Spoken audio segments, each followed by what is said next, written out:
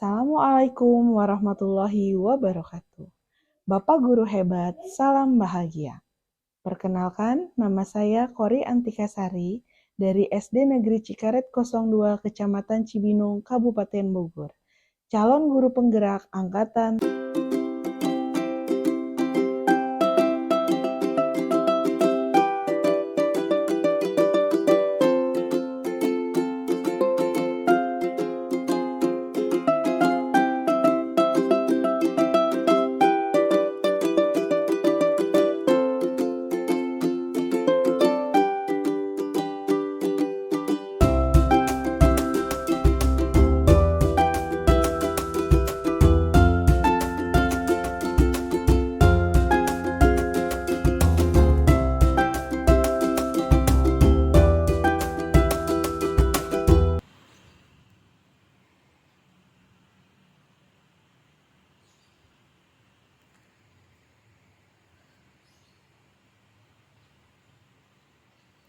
Assalamualaikum warahmatullahi wabarakatuh.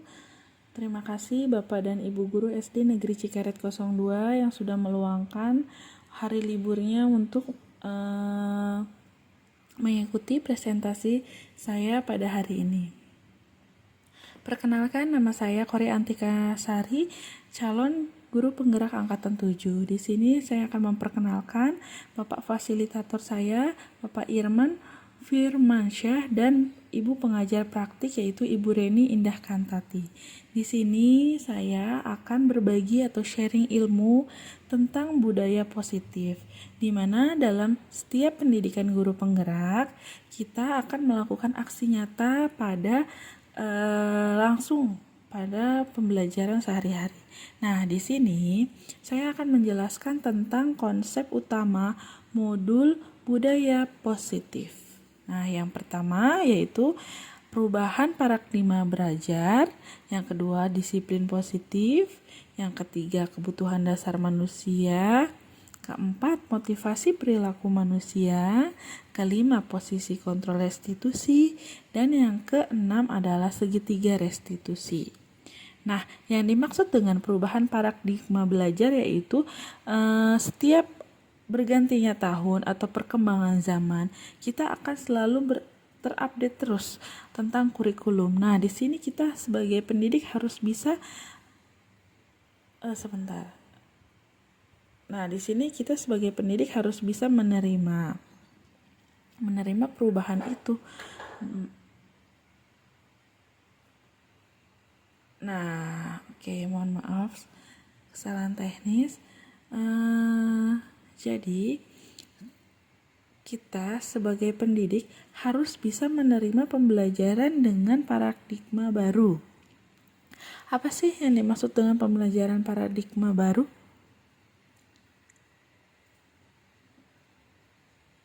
Ya, pembelajaran dengan paradigma baru dirancang berdasarkan prinsip pembelajaran yang terdiferensiasi sehingga setiap siswa belajar sesuai dengan kebutuhan dari tahap perkembangan untuk mewujudkan profil pelajar Pancasila. Nah, di sini mohon maaf saya ingin bertanya, apakah Bapak dan Ibu sudah mengetahui apa saja sih komponen yang terdapat pada profil pelajar Pancasila itu? Nah, di sini saya akan menjelaskan profil pelajar Pancasila terdiri dari 6 komponen, yaitu yang pertama adalah beriman dan bertakwa pada Tuhan Yang Maha Esa, di mana kita membimbing anak agar anak lebih beriman dan bertakwa dan menghargai agamanya satu sama lain.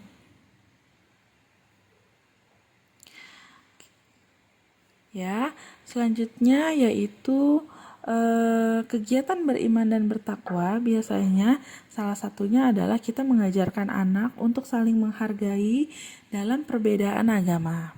Nah, yang kedua adalah mandiri, di mana kita sebagai guru dalam kodratnya seorang guru adalah seorang among atau seorang yang menuntun anak untuk mendapatkan ilmu dari berbagai media. Nah, di sini mandiri itu bisa dikatakan ilmu yang didapatkan oleh anak tidak selalu bersumber dari guru, namun anak-anak bisa mendapatkan ilmu dari berbagai media. Contohnya dari media internet atau dari sumber yang lainnya. Nah, yang ketiga adalah bernalar kritis. Apa itu bernalar kritis? Nah, bernalar kritis itu anak-anak dipersilahkan untuk berpendapat, memberikan ide, untuk berperan dalam pembelajaran sehari-hari. Di mana bernalar kritis ini bukan berarti sering protes atau memberikan masukan-masukan kritis, namun kita sebagai pendidik dan anak-anak sama-sama berjalan seiringan dan saling bertukar ide. Jadi kalau misalkan anak-anak lebih mengetahui ilmu yang akan kita sampaikan itu maksudnya lebih dalam, tidak apa-apa. Jadi nanti kita akan mempersilahkan anak untuk mengungkapkan apa ilmu yang ia tahu dari sumber lainnya. Nah, selanjutnya adalah kreatif. Kreatif tidak menutup kemungkinan banyaknya para pendidik itu yang memiliki usia lanjut, dan di sini yang saya lihat adalah dengan cepatnya perkembangan zaman, anak-anak lebih mudah dan lebih cepat dalam mengikuti kodrat zaman. Seperti contohnya anak-anak lebih cepat dalam belajar IT. Nah, di sini kreatif, di sini anak-anak dituntun. Kita sebagai guru menuntun agar anak-anak bisa mengikuti perkembangan zaman, berkreatif dalam mengaitkan pembelajaran dengan kodrat zaman yang sekarang sudah canggih. Contohnya pembelajaran yang dikaitkan dengan kuisis atau tugas-tugas yang bisa dikerjakan menggunakan aplikasi TikTok. Selanjutnya, bergotong royong.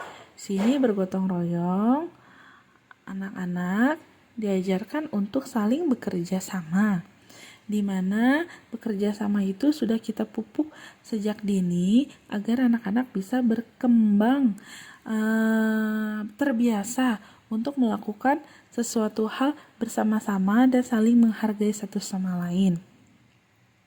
Selanjutnya yaitu berkebinekaan global. Berkebinekaan global itu kita mengajarkan anak-anak untuk lebih mencintai negara kita, yaitu negara Indonesia.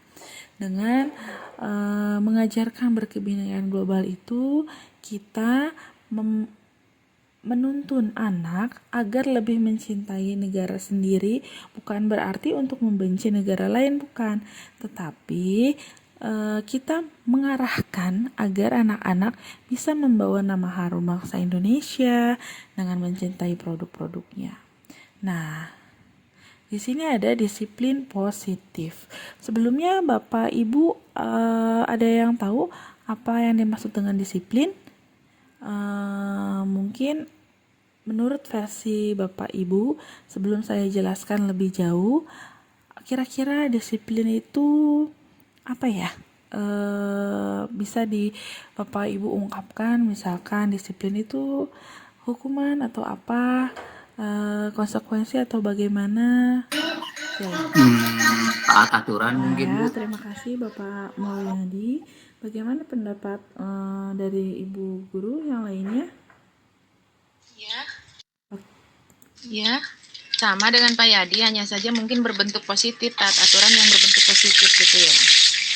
Oke, terima kasih Ibu Suparti atas masukannya. Oke, selama ini kita mengenal disiplin itu sesuatu yang berkaitan dengan hukuman atau konsekuensi ya. Nah, disiplin itu memang sangat erat sekali kaitannya dengan hukuman. Nah, makna kata disiplin menjadi sesuatu yang dilakukan seseorang pada orang lain untuk mendapatkan kepatuhan. kita cenderung menghubungkan kata disiplin dengan ketidaknyamanan karena kita sebagai pendidik bertujuan untuk mendisiplinkan anak agar mereka bisa melakukan hal-hal yang lebih tertib lagi. Namun terkadang cara kita yang masih kurang efektif. Nah, dengan cara mendisiplinkan anak menggunakan sistem hukuman itu membuat anak menjadi lebih minder dan tidak percaya diri, dan ini menurut saya tidak efektif untuk dilakukan. Nah, sebagai pendidik bertujuan untuk menciptakan anak-anak yang memiliki disiplin diri sehingga mereka bisa berperilaku dengan mengacu pada nilai-nilai kebajikan universal dan memiliki motivasi intrinsik bukan eksternal. Nah, di sini motivasi itu terbagi dua, yaitu motivasi intrinsik dan motivasi eksternal.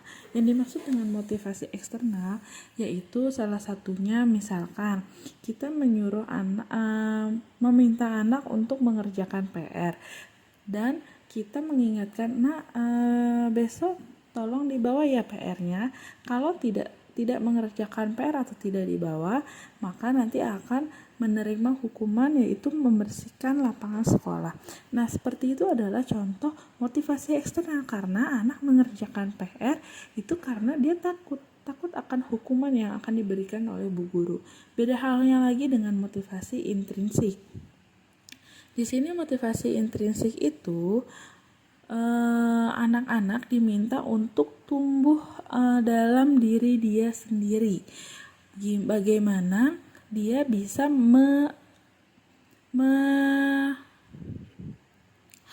mengacu diri dia sendiri agar lebih bersemangat lagi mengerjakan PR, karena dia tahu itu PR itu adalah kewajiban dan tanggung jawab dia sebagai murid, bukan harus dikerjakan secara paksaan.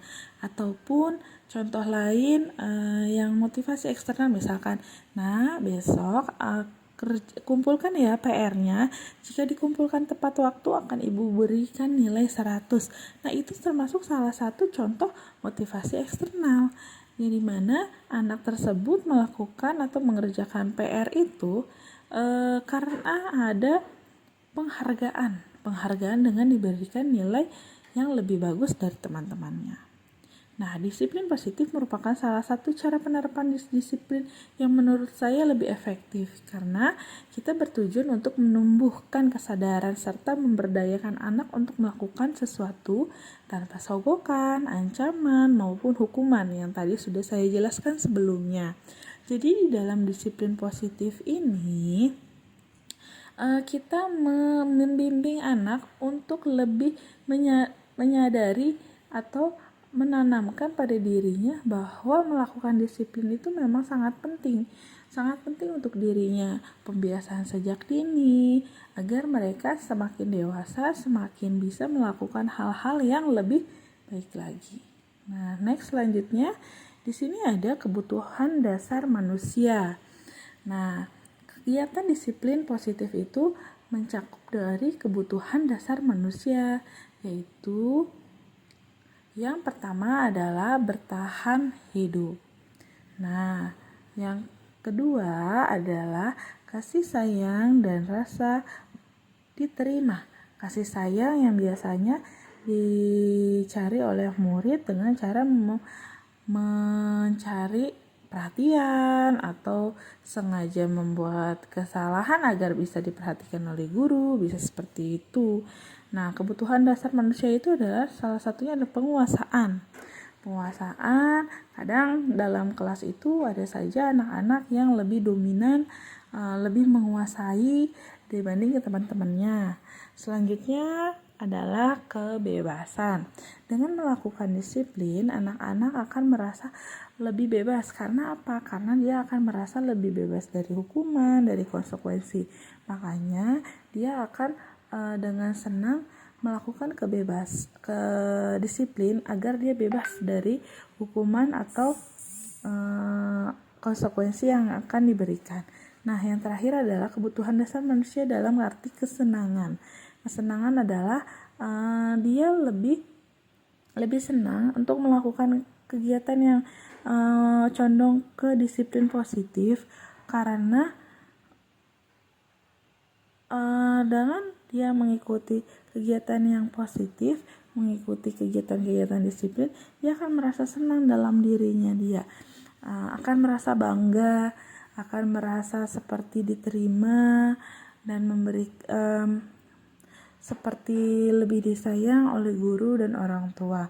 Nah, di sini adalah beberapa 5 kebutuhan dasar manusia yang biasanya dimiliki oleh anak-anak untuk mengikuti disiplin positif ini. Nah, ini adalah tujuan-tujuannya. Selanjutnya ada motivasi perilaku manusia. Motivasi merupakan dorongan yang timbul pada diri seseorang secara sadar atau tidak sadar untuk melakukan suatu tindakan dengan tujuan tertentu. Nah, dengan tujuan tertentu yang tadi sudah saya jelaskan, murid melakukan disiplin itu untuk menghindari ketidaknyamanan dan hukuman.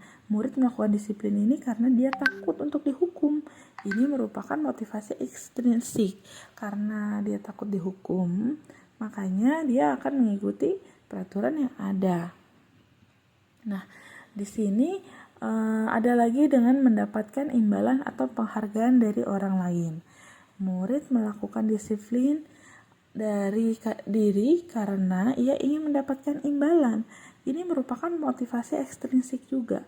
Jadi motivasi ekstrinsik ini biasanya tidak akan berjalan lama, malah akan berjalan pada jangka pendek saja karena dia melakukan disiplin positif itu dengan karena dia takut atau mendapatkan imbalan, terus bukan dari dalam dirinya sendiri, sehingga disiplin positif akan dia lakukan ketika ada hukuman atau imbalan. Misalkan contoh, tidak ada hukuman atau tidak ada imbalan, belum tentu anak tersebut akan melakukan kegiatan yang sesuai dengan disiplin positif. Makanya dari situ kita sebagai pendidik diminta untuk lebih dominan atau membimbing, menuntun anak untuk bisa menimbulkan motivasi intrinsik dibanding dengan melakukan hal-hal disiplin yang mengacu dengan motivasi ekstrinsik, karena motivasi internal secara intrinsik akan lebih tertanam pada diri anak untuk melakukan disiplin-disiplin positif dimanapun ia berada. Tidak harus ada pantauan dari kita sebagai guru atau pantauan dari orang tua.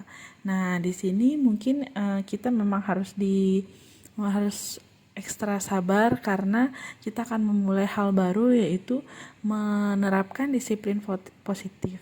Nah, di sini ada konsep disiplin yang dengan identitas gagal. Apa sih dengan identitas gagal? Itu tuh yang dimaksud dengan identitas gagal adalah salah satunya hukuman atau penghargaan. Nah, di sini dengan cara hukuman yaitu anak-anak tuh lebih menyakitkan. Yang dimaksud dengan menyakitkan adalah ketika anak-anak melakukan kesalahan dan kita hukum, itu akan lebih menyakitkan. Nah, anak-anak juga merasa tidak nyaman, murid menjadi takut, dan hal hukuman itu kesannya akan seperti memaksa, dan murid akan mengemunyikan kesalahan karena dia takut untuk dihukum. Jadi dia tidak akan terus terang, kalau bisa dia menyembunyikan kesalahannya agar terjauh dari hukuman. Atau murid juga akan menjadi lebih rendah diri. Yang dimaksud rendah diri mungkin minder kali ya, tidak percaya diri karena dengan dia melakukan kesalahan lalu dihukum, itu akan murid merasa lebih down, minder. Nah, di sini dengan menerapkan konsep disiplin menggunakan penghargaan pun sama. Menurut saya identitas gagal dan kurang efektif untuk kita terapkan pada pembelajaran sehari-hari karena tidak efektif, terus merusak hubungan. Karena ketika kita memberikan penghargaan kepada murid yang melakukan disiplin positif, itu akan menimbulkan sifat iri dari teman yang lainnya. Nah, di sini akan menimbulkan merusak hubungan antar mereka, antar teman, karena salah satunya mungkin secara tidak langsung akan menimbulkan sifat iri. Selanjutnya yaitu mematikan kreativitas, menghubungkan dengan sistem ranking. Selama ini kurikulum sebelumnya mungkin kita akan pernah mendengar kata ranking ya.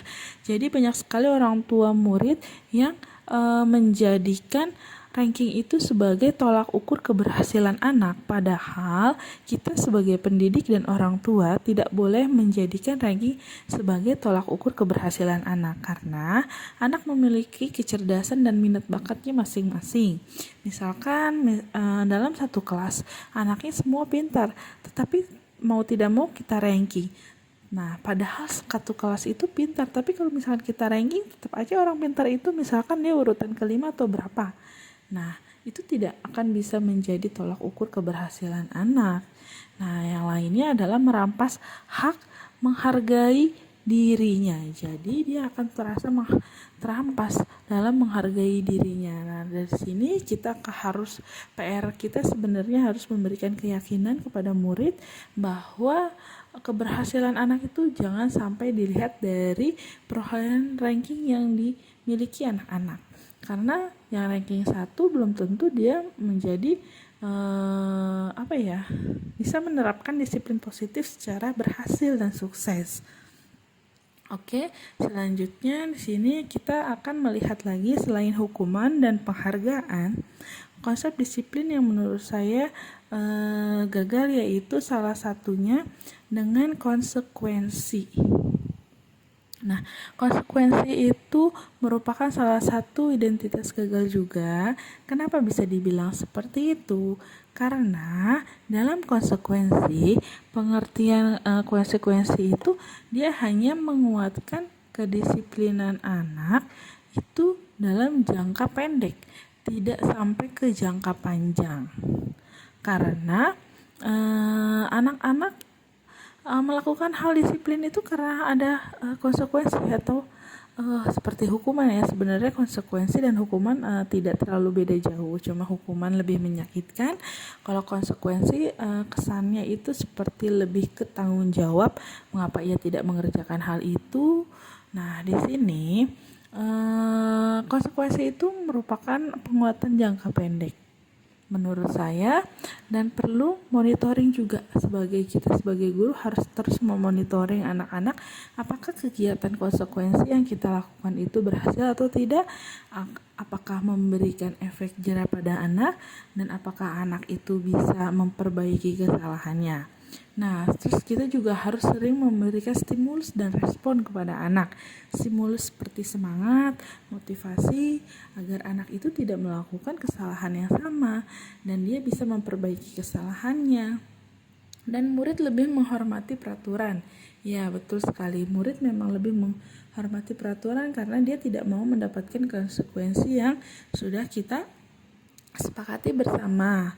Dan selanjutnya yaitu kehilangan waktu untuk merenung, karena ketika konsekuensi anak-anak tidak diberikan waktu untuk merenungi kesalahannya. Apa sih kesalahan yang ia lakukan, mengapa sampai seperti ini. Nah, seperti itu. Dan di sini juga termasuk identitas gagal, yaitu identitas konsep disiplin seperti restitusi, karena restitusi ini kalau restitusi menurut saya ini bisa dibilang secara efektif untuk mendisiplinkan anak, karena murid diajarkan untuk bertanggung jawab atas perilaku yang ia perbuat. Jadi dalam restitusi ini dia fokus pada pemecahan masalah jangka panjang. Kalau tadi konsekuensi itu jangka pendek, tapi kalau restitusi ini menurut saya adalah pemecahan masalah yang jangka panjang, dan sifatnya ini bisa kita gunakan juga dalam pembelajaran sehari-hari. Dalam restitusi ini murid menghormati dirinya dan orang lain, dan ia lebih lebih memegang kontrol dirinya sendiri dalam restitusi ini. Murid bersemangat memperbaiki kesalahannya, karena dalam restitusi ini kita akan melakukan 3 langkah, yaitu menstabilkan identitas, terus validasi tindakan, lalu merespon, memberikan solusi, dan nanti anak didik kita yang akan memilih apakah solusi itu bisa ia terapkan atas keyakinan kelas yang selama ini sudah kita buat. Dan menurut saya ini merupakan tindakan konsep disiplin yang lebih efektif dibandingkan dengan menggunakan konsep disiplin hukuman, penghargaan. Kalau konsekuensi bisa jadi cuma konsekuensi itu penguatannya hanya jangka pendek, tidak sampai ke jangka panjang. Sedangkan restitusi bisa kita pakai untuk menanamkan disiplin posisi kontrol kita pada pembelajaran sehari-hari ya. Jadi menurut saya ini salah satu cara yang bisa kita gunakan untuk menerapkan kedisiplinan anak ke arah yang lebih positif lagi, ke arah yang lebih baik lagi. Jadi anak-anak lebih percaya diri dan tidak terlalu down ketika melakukan kesalahan, karena ada kesempatan untuk memperbaikinya. Ya, selanjutnya kita lihat di restitusi ini konsep disiplin pendekatan restitusi. Nah, di sini akan dijelaskan restitusi adalah proses menciptakan kondisi bagi murid untuk memperbaiki kesalahan mereka yang tadi sudah saya jelaskan. Jadi kalau restitusi itu dia lebih memfokuskan proses menciptakan kondisi yang anak didik bisa memperbaiki kesalahan mereka, sehingga mereka bisa kembali pada kelompok mereka dengan karakter yang lebih kuat tanpa merasa malu atau minder. Jadi kalau di restitusi ini dia condong bukan menebus kesalahan, namun belajar dari kesalahan, memperbaiki hubungan, dan merupakan tawaran bukan paksaan. Nan menuntut untuk melihat ke dalam diri, mencari kebutuhan dasar yang mendasari tindakan. Fokus pada karakter, bukan tindakan. Menguatkan dan fokus pada solusi. Jadi di dalam segitiga restitusi ini, konsep disiplin restitusi ini, kita sebagai guru menuntun anak untuk bisa memecahkan masalahnya. Pertama-tama kita menuntun anak untuk menstabilkan dulu identitasnya, maksudnya menstabilkan, kita ajak bicara dulu agar dia bisa meredam emosinya. Setelah dia melakukan kesalahan dan emosi, pasti dia akan panas. Nah, kita akan meredamnya dengan menanyakan keadaannya terlebih dahulu, lalu kita bisa memvalidasi tindakannya, menanyakan apakah tindakan yang dia lakukan itu benar, apakah tindakan itu sesuai dengan keyakinan dia, dan apakah itu merupakan kesalahan. Jadi kita lebih banyak untuk bertanya agar dia lebih fokus untuk bisa memperbaiki kesalahannya, dan dia tahu bahwa itu tuh tindakannya salah dan itu tidak bisa dia lakukan. Nah, dalam restitusi ini kita sebagai guru juga tidak boleh memaksakan atau menjudge anak, karena kita sebagai guru ini lebih condong untuk memberikan solusi terbaik agar anak-anak bisa memecahkan masalahnya. Nah, next di sini kita akan membedakan arti hukuman, restitusi, dan konsekuensi. Di sini ada contoh kasus. Siswa sering tidak mengerjakan PR.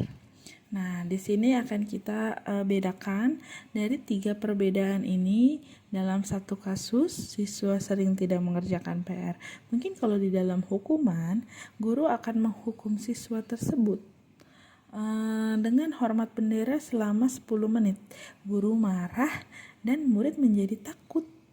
Nah, itu namanya hukuman. Sedangkan yang dimaksud dengan konsekuensi mungkin seperti guru memberikan konsekuensi untuk mengerjakan PR saat istirahat atau dikerjakan sebanyak 3 kali lipat. Guru tegas dan siswa menghormati peraturan. Mungkin lebih menyakitkan hukuman ya dibandingkan konsekuensi.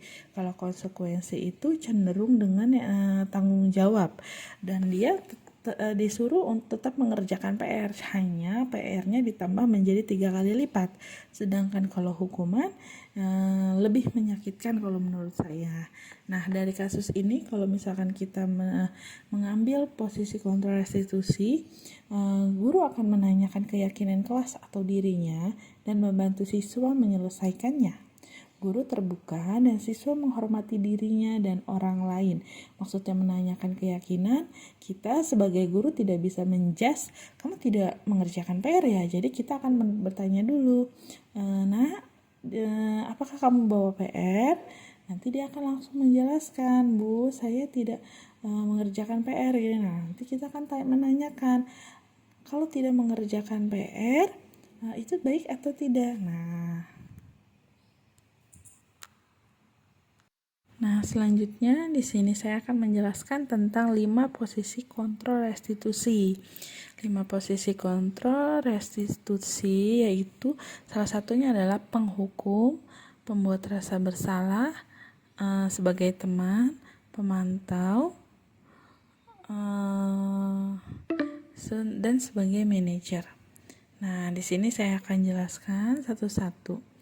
Yang dimaksud penghukum itu adalah ketika murid melakukan kesalahan, kita sebagai guru itu akan langsung menghukum tanpa mendengarkan penjelasan dia terlebih dahulu mengapa ia melakukan kesalahannya. Nah, kalau untuk pembuat rasa bersalah, itu seperti contohnya ketika anak yang melakukan kesalahan, kita akan berbicara, ya Allah nak, kenapa kamu melakukan hal seperti itu? Apakah kamu tidak kasihan dengan Bu Guru? Apa kamu tega kalau Bu Guru ditegur oleh kepala sekolah? Nah, sehingga dari kata-kata kita itu akan membuat anak-anak akan merasakan rasa bersalah. Nah, selanjutnya itu adalah seolah-olah sebagai teman. Nah, kalau seolah-olah sebagai teman itu biasanya ketika anak didik kita mendapatkan kesalahan atau melakukan kesalahan, mungkin kita sebagai guru tidak langsung menegur, hanya menanyakan, kenapa kamu melakukan itu? Oh ya udah deh, tidak apa-apa. Besok-besok jangan melakukannya lagi ya. Dan menurut saya kalau untuk menerapkan disiplin itu dengan konsep posisi kontrol menjadi teman itu kurang efektif. Nah, selanjutnya di sini ada contoh penerapan 5 posisi kontrol yang tadi sudah sedikit saya jelaskan. Nah, di sini ada satu contoh kasus, yaitu siswa tidak memakai atribut lengkap saat upacara bendera. Nah, di sini dalam kasus ini sudah terlihat kesalahannya, yaitu ketika melakukan upacara bendera tidak melakukan atribut lengkap. Nah, ketika kita bertemu dengan murid yang seperti itu, apa yang harus kita lakukan? Apakah kita harus memposisikan sebagai penghukum, pembuat rasa bersalah, teman, atau pemantau? Mungkin bisa kita lakukan posisi kontrol sebagai manajer. Nah, di sini ada contoh penghukum. Ketika kita mendapatkan permasalahan seperti ini, ketika dalam posisi kontrol penghukum, kita akan memerintahkan anak untuk mematuhi aturan sekolah, lalu berdiri di depan barisan karena dia sudah melakukan kesalahan. Makanya kita akan memberi hukumannya untuk melakukan berdiri di depan kelas. Nah, selanjutnya adalah pembuat rasa bersalah.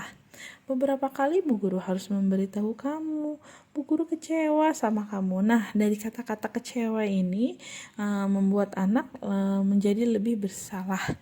Selanjutnya yaitu sebagai teman. Ayolah, masa kamu tidak bisa sih melakukan tata tertib? Jadi dia lebih condong sebagai teman dengan tidak tegas, kurang tegas kalau menurut saya. Nah, kalau untuk pemantau, kamu sudah melanggar, apa peraturan dan konsekuensinya? Jadi lebih mempertanyakan dulu kesalahan dan apa sih konsekuensi dari kesalahan yang udah dia perbuat. Nah, dalam memantau ini kita sebagai guru hanya memantau apa kesalahan dia dan konsekuensinya itu apa. Nah, selanjutnya adalah dengan keyakinan kelas. Mengapa keyakinan kelas? Mengapa tidak peraturan kelas? Nah, di sini ada salah satu contoh mengapa kita memiliki peraturan tentang penggunaan helm pada saat mengendarai kendaraan roda 2 atau bermotor. Kira-kira Bapak Ibu untuk apa ya menggunakan helm? Apakah keyakinan atau memang mengikuti peraturan? Nah, itu bagaimana Bapak Ibu? Harus Bu menggunakan helm untuk keselamatan. Keamanan. Ya, betul. Diharuskan menggunakan helm untuk lebih memperhatikan lagi keamanan ya, Betul, keamanan. Ya, betul. Jadi kan kita sebagai guru yakin ya kalau misalkan Satu bentuk disiplin terhadap aturan yang memang sudah ada dibuat dalam perundang-undangan, dalam hukum yang dibuat secara kepemerintahan pun memang kita harus menggunakan helm kan. Ya, betul. Nah, salah satunya mungkin itu. Ya, betul Bapak. Terima kasih Bapak Mulyadi. Ya, betul sekali dengan kita tahu keyakinan kita menggunakan helm itu secara tidak langsung adalah keyakinan diri bahwa menggunakan helm dalam mengendarai roda 2 itu merupakan salah satu kita untuk menjaga diri agar kita lebih aman dalam mengendarai kendaraan. Nah, selanjutnya itu mengapa kita memiliki peraturan tentang penggunaan masker dan mencuci tangan setiap saat? Nah, kira-kira untuk apa? Apakah itu peraturan? Apakah keyakinan kalau menggunakan masker itu kita akan terhindar dari bakteri? Bagaimana Bapak Ibu? Apakah keyakinan atau peraturan dalam menggunakan masker? Saya pikir kalau menggunakan masker atau cuci tangan itu bukan sebuah peraturan, tetapi itu lebih ke kesadaran kita kalau satu kesehatan itu penting, dua pembiasaan atau habituasi dalam sehari-hari itu bahwa hal itu harus dilakukan untuk mencegah itu dan lain sebagainya. Oke, terima kasih Bapak Mulyadi. Jadi dalam menggunakan masker dan mencuci tangan merupakan salah satu keyakinan ya, keyakinan terhadap diri kita untuk bisa hidup bersih dan sehat, terhindar dari bakteri dan bukan masalah peraturan. Mungkin di dalam peraturan selama COVID ini memang kita diwajibkan untuk melakukan hal itu. Namun kita yakin bahwa hal itu merupakan salah satu bentuk agar kita bisa hidup bersih dan sehat lagi dan terhindar dari beberapa virus atau bakteri. Ya, begitu untuk keyakinan kelas. Nah, di sini saya ada beberapa gambar. Nah, di sini ada contoh, salah satu contoh keyakinan kelas yang sudah saya buat. Mungkin ini membantu sedikit referensi untuk Bapak dan Ibu guru membuat contoh keyakinan kelas. Di mana di sini yang pertama yaitu memperhatikan waktu. Jadi ketika murid menghubungkan ibu guru atau ibu guru mengumumkan murid, sebaliknya kita harus sama-sama memperhatikan waktu, apakah sedang waktu beribadah atau waktu beristirahat, dan itu harus sama-sama disepakati. Yang kedua adalah mengucapkan salam, ketiga menyampaikan maaf dan kenalkan diri, yang keempat adalah gunakan bahasa yang baik, dan yang kelima ucapkan terima kasih dan salam. Nah, ini merupakan 5 pokok yang wajib diterapkan kepada anak-anak sejak dini, karena mengucapkan terima kasih, meminta maaf, dan menggunakan bahasa yang baik merupakan salah satu pondasi bagi anak agar bisa lebih menghargai satu sama lain. Jadi anak bisa lebih mengerti apa kesalahan mereka dengan cara meminta maaf. Dia bersifat rendah diri, menghargai perbedaan pendapat, dan selalu mengucapkan terima kasih. Ya, nah di sini saya hanya memberikan contoh. Mungkin Bapak dan Ibu bisa membuat keyakinan kelas yang lebih sesuai dengan kondisi kelasnya masing-masing dan bisa disepakati bersama oleh anak didik. Nah, untuk keyakinan kelas tidak perlu dibuat banyak-banyak karena keyakinan kelas dibuat secara singkat, jelas, dan padat saja. Di sini ada bagaimana pembentukan keyakinan kelas. Nah, di sini ada bagaimana. Nah, bagaimana membentukkan keyakinan kelas dengan cara lebih abstrak dari peraturan, berupa pernyataan universal, dibuat dalam bentuk positif, sedikit saja agar mudah diingat seperti yang tadi sudah saya sampaikan ya, sesuai dengan kondisi kelas dan sekolah agar mudah untuk diterapkan. Nah, oke, sebentar. Nah, di sini juga sesuai dengan kondisi kelas dan sekolah, kita membuat keyakinan kelas itu tidak mesti sama karena kondisi sekolah kita dan kelas kita itu sangatlah berbeda. Dan kita harus membuat keyakinan itu secara bersama-sama dengan anak didik kita sepakati bersama-sama. Siswa dan warga sekolah atau warga kelas itu harus kita libatkan dalam membuat kesepakatan ini. Jadi jangan kita buat dalam sebelah pihak saja, namun harus kita buat dengan keyakinan bersama bahwa poin-poin yang itu wajib kita terapkan dan menjadikan prinsip kita. Next, selanjutnya di sini kita melihat ada segitiga restitusi. Sebentar. Nah, ini segitiga restitusi hampir sama dengan yang tadi 5 posisi kontrol restitusi ya. Jadi dalam segitiga restitusi ini, secara pemahaman, segitiga restitusi merupakan sebuah proses menciptakan kondisi bagi murid untuk memperbaiki kesalahannya.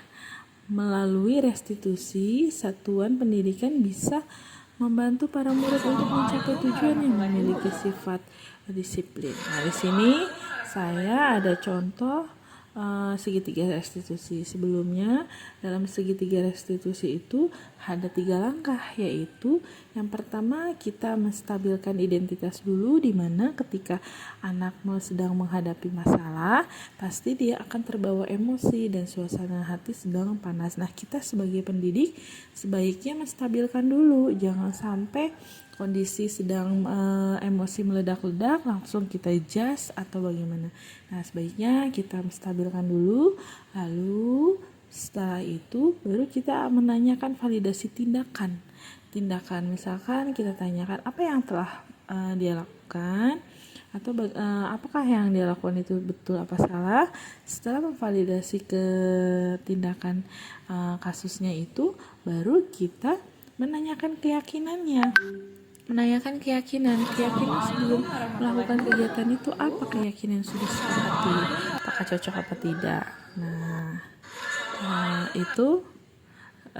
Nah, ini adalah salah satu contoh segitiga restitusi yang sebelumnya saya lakukan di dalam kelas bersama anak didik. Mungkin ya, menjadi salah satu referensi untuk Bapak Ibu guru. Sama apa? Ya kesel Bu, orang fitnah aku aja, saya nggak terima lah Bu. Iya sih, kalau ibu dalam posisi Mimi, pasti ibu juga melakukan hal yang sama, karena Mimi tidak melakukan hal yang difitnah oleh Fitrah ya. Memang difitnah apa? Difitnah saya itu ngambil tempat pengajian Bu, padahal tidak Bu. Padahal tidak ya. Ya sih, apalagi kalau kita tidak melakukan hal yang dituduh itu, membuat harga diri kita seperti dipermainkan. Pasti Bu Guru itu juga akan marah. Tapi Meme sudah mengklarifikasi, sudah menjelaskan ke Fitra kalau Meme tidak melakukan itu. Sudah, Bu. Akhirnya apa yang Meme lakukan? Ya, saya nggak itulah. Nggak terima. Terus? Jadi saya bentak-bentak Fitra aja depan kelas. Oh gitu, bentak-bentak Fitra di depan kelas. Nah, menurut Meme, dengan cara Meme bentak-bentak di depan kelas, sesuai tidak dengan keyakinan Meme, prinsip Meme tentang keyakinan di kelas? Kenapa? Karena keyakinan Meme di kelas itu kita harus saling apa? Saling menghargai. Dengan cara membentak-bentak, apakah menyelesaikan masalah? Tidak ya. Oke. Nah, tapi Fitra sudah mendengarkan penjelasan dari Meme. Sudah, tapi tetap memfitnah ya. Memang kita harus menjelaskannya pelan-pelan kepada Fitra. Namun Meme jangan sampai membentak-bentak di depan kelas. Kalau membentak-bentak di depan kelas dapat memecahkan solusi tidak? Tidak. Nah, apa sih yang Meme yakin kalau misalkan Ibu mau tanya keyakinan kelas yang Meme jadikan prinsip Meme apa sih? Harus saling Menghargai. Nah, harus saling menghargai satu sama lain. Dengan cara Meme membentak-bentak Fitra di depan kelas, apakah sesuai dengan keyakinan Meme? Apakah bisa menyelesaikan solusi? Kira-kira perbuatan Meme tadi sesuai tidak dengan keyakinan Meme? Tidak. Terus apa yang harus Meme perbuat? Saya seharusnya lebih sabar, Bu, dalam menghadapi Fitra. Seharusnya saya lebih sabar walaupun sedang difitnah. Nah, mungkin posisinya. Nah, ini merupakan salah satu contoh tindakan segitiga restitusi yang telah saya lakukan pada anak didik saya di kelas 5 dalam pembelajaran sehari-hari, di mana dia difitnah oleh temannya dan sehingga dia marah. Nah, ketika dia marah itu tidak sesuai dengan keyakinannya. Di sini ada beberapa penerapan disiplin positif. Nah, dalam penerapan disiplin positif ini hendaknya guru memiliki standar kepribadian profesional atau guru itu harus lebih sabar dalam menghadapi anak didik dan harus memiliki sosial yang baik, di mana guru mampu berefleksi pada posisi kontrolnya saat ini. Bagaimana perjalanan dirinya sebagai seorang among.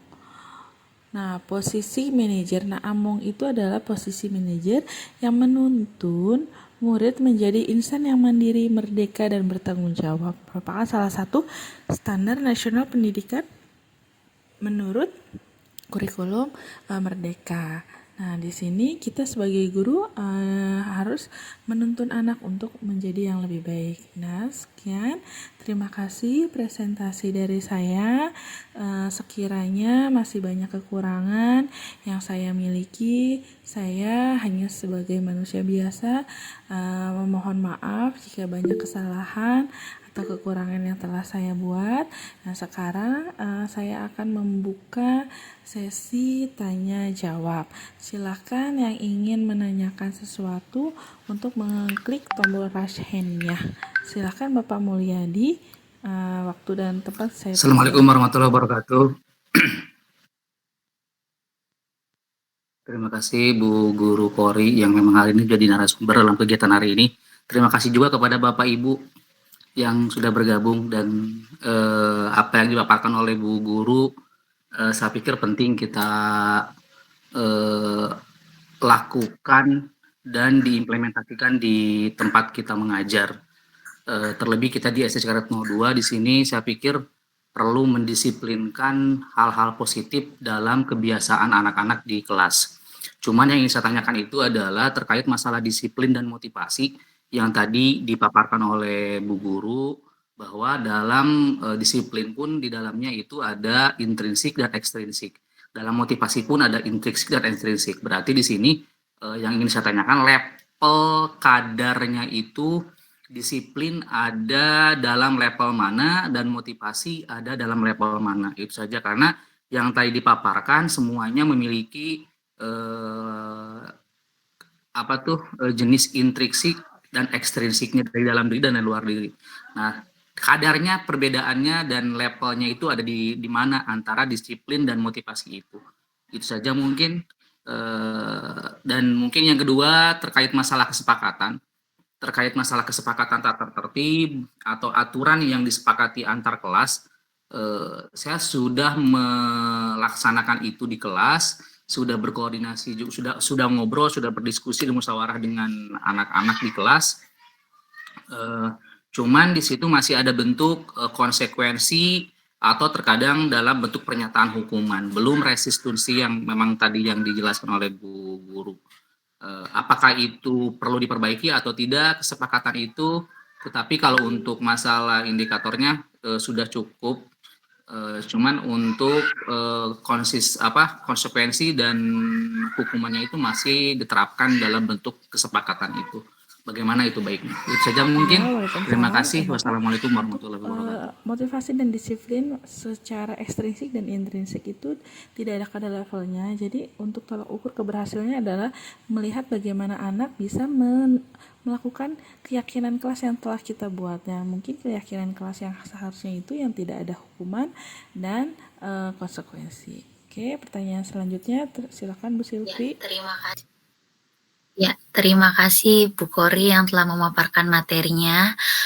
Yang ingin saya tanyakan gitu ya, mengenai pendekatan restitusi, karena tadi sudah dijelaskan gitu mengenai konsep disiplin pendekatan restitusi.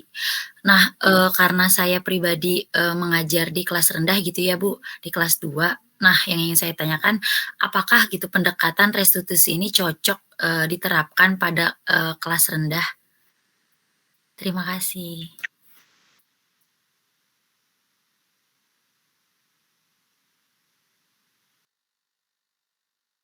Oke, Bu Silvi, terima kasih atas pertanyaannya. Akan saya coba bantu jawab. Jadi kalau menurut saya di kelas rendah, kita menerapkan pendekatan restitusi ini sangatlah cocok. Karena di dalam masa-masa kelas rendah itu adalah masa golden age di mana kita bisa menumbuh kembangkan anak lebih dalam lagi. Kita memberikan pondasi yang sangat kuat sejak dini, menerapkan pada kelas rendah tentang segitiga restitusi itu merupakan salah satu cara yang menumbuhkan disiplin positif tanpa merusak mental anak. Dalam arti anak dididik sudah kita bentuk sejak dini dan kita ajak untuk melakukan validasi tindakan yang salah dan menanyakan keyakinannya sehingga terbentuk disiplin dari intrinsik yang lebih matang, di mana anak-anak itu lebih matang karena mereka bisa melatih sejak dini untuk memvalidasi kesalahan yang telah mereka buat dan dia akan mencari solusinya, apakah itu kesalahannya sesuai dengan keyakinan dia atau tidak. Nah, di situ kita bisa menerapkan. Bagaimana Bu Silvi? Apakah bisa dipahami? Baik, terima kasih Bu Kori. Sama-sama. Oke, selanjutnya adakah yang mau bertanya lagi atau sharing pendapat? Silahkan. Untuk yang lainnya, oh ya, silahkan raise hand. Silahkan Bu Dina. Terima kasih Bu Kori untuk kesempatannya. Ada yang mau aku tanyain nih. Tadi kan ngebahas soal ini ya, peringkat-peringkat lah jatuhnya sih kalau kita sebutnya ranking. Nah, itu gimana caranya untuk meyakinkan orang tua supaya tidak menjadikan ranking kelas itu sebagai acuan keberhasilan untuk anak. Itu gimana caranya ya, Bu? Oke. Oke, terima kasih Bu Dina atas pertanyaannya.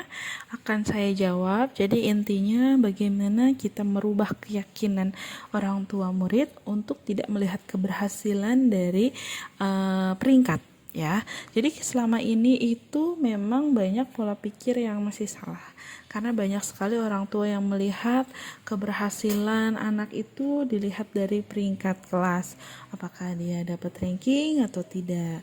Justru dengan cara seperti itu kita sama saja mendisiplinkan anak untuk rajin belajar, tapi dengan memberikan penghargaan. Jadi patokannya dia bukan dari unsur intrinsik, melainkan unsur ekstrinsik. Dia melakukan rajin belajar, terus rajin sekolah agar mendapatkan peringkat 1, itu merupakan unsur motivasi ekstrinsik yang bisa diterapkan oleh anak. Namun itu akan berlaku tidak akan lama, itu akan berlaku secara jangka pendek saja. Nah, itu adalah salah satu PR kita sebagai pendidik untuk merubah pola pikir orang tua agar tidak menjadikan tolak ukur keberhasilan anak melihat dari ranking yang telah diterima di kelas. Bagaimana Bu Dina penjelasan saya? Apakah sudah dipahami? Oke, terima kasih Bu Kori untuk pendapat dan pemahamannya. Semoga nanti bisa disampaikan lagi pemahaman tersebut kepada orang tua murid ya. Kasih Bu Kori. Silakan untuk pertanyaan selanjutnya Bu Ulfa. Assalamualaikum warahmatullahi wabarakatuh. Sudah diberi kesempatan untuk buat bertanya. Di sini saya mau nanya, ingin tanyakan apa bedanya hukuman dan keyakinan kelas. Terima kasih. Oke, terima kasih Bu Ulfa atas pertanyaannya. Akan saya coba jawab. Jadi intinya apa sih perbedaan yang lebih signifikan, yang lebih jelas antara hukuman dan konsekuensi? Memang selama ini antara hukuman dan konsekuensi itu bedanya sangat tipis ya Bapak Ibu. Jadi kalau hukuman itu lebih menurut saya lebih menyakitkan, karena hukuman itu adalah cara untuk melakukan pengarahan agar tingkah laku bisa sesuai dengan perilaku yang secara umum. Hukuman diberikan untuk yang melanggar peraturan berulang kali, sedangkan konsekuensi adalah perilaku yang berfokus mengajarkan anak bagaimana berperilaku baik untuk ke depan dan lebih bertanggung jawab lagi atas tanggung jawabnya. Jadi kita kalau misalkan konsekuensi hanya memberikan tindakan yang bisa membuat dia sadar akan tanggung jawabnya dan tidak diulangi lagi. Cuma kalau untuk hukuman dia sifatnya lebih menyakitkan ya. Jadi lebih menyakitkan dibandingkan konsekuensi. Begitu. Bagaimana Bu Ulfa? Ya Bu, terima kasih ya Bu. Oke, terima kasih banyak Bu Ulfa atas pertanyaannya.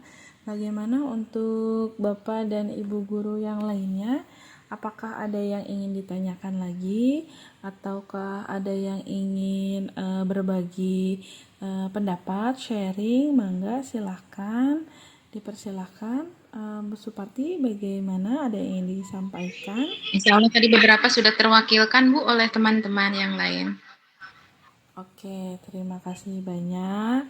Kalau begitu, Bapak dan Ibu guru, terima kasih banyak sudah meluangkan waktunya untuk mendengarkan sharing ilmu dari saya. Mungkin masih banyak sekali kekurangan yang saya miliki. Semoga ilmu yang saya berikan bisa berguna bagi Bapak dan Ibu guru dalam mengajarkan kepada anak didik dan lebih mudah untuk menerapkan beberapa ilmu yang sangat bermanfaat. Amin. Presentasi dari saya. Wassalamualaikum warahmatullahi wabarakatuh. Waalaikumsalam warahmatullahi wabarakatuh. Mohon maaf Bapak dan Ibu guru, saya minta waktunya untuk foto bersama dulu ya, sebentar. Aduh, aku mau belum ya. Aku Aku mau menunjukkan Silakan, diri. yuk kita foto bersama Tadi Bu Lina ya. ngomong Bu aja dan tadi kalau Bu Lina ngomong Bu. Kita mulai ya. Kita foto bersama. Kita screenshot sebentar. Kita ya. 1, 2. Mau dipotong deh. Mau dipotong. Coba dicicil dulu. Silakan Bapak, silakan. Kita foto ya. Kita mulai. Ya, Bu, ayo. 1, 2. Iya, lagi di luar Ya, tempat. 1, 2, 3. Ya. Terima kasih. Nah, di sini ada contoh